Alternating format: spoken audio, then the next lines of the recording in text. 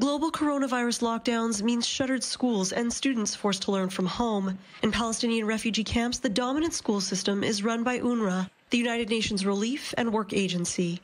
And even before the COVID-19 crisis, the agency had established methods to teach remotely. We are very proud of our distant learning because our distant learning program, we started it back in 2011 when very few people did that. Because of the repeated incursions on Gaza, and because in 2008 and 2011 and 2012 and 13 and 14, there was repeated incursions by the Israeli army into Gaza, many of our school system was disrupted.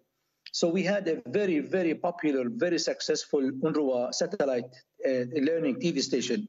About 526,000 students rely on the system for basic education. It operates in 5 key areas. In the West Bank, there are 96 schools for about 50,000 students. In Gaza, 275 schools for about 272,000 students. In Syria, 104 schools for about 48,000 students.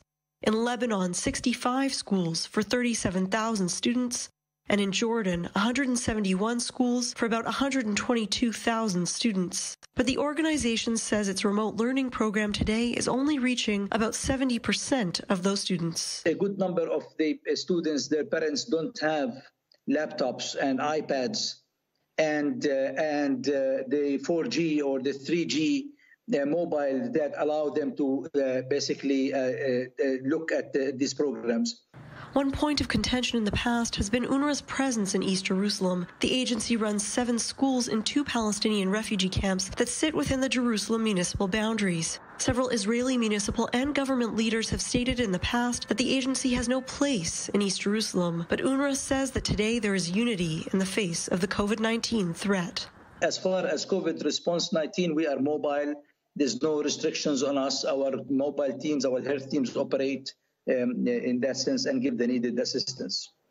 As schools across the region still forced to remain closed, try to make do with the tools they have, UNRWA has also launched a campaign to promote social distancing. It says the campaign is working. Also started a very intensive awareness-raising campaign in the camps about social distancing, about how to keep clean, etc. But more importantly, we start on a very, very ambitious cleaning inside the camps. We basically sterilize everything that you could sterilize. But some populations are at higher risk than others. We are particularly worried about the refugee children, Palestinian refugee children in Syria because of the war, and hundreds of thousands of them are internally displaced as is. And that, even if we solve in the other fields, that would remain a main challenge. Emily Rose, I-24 News.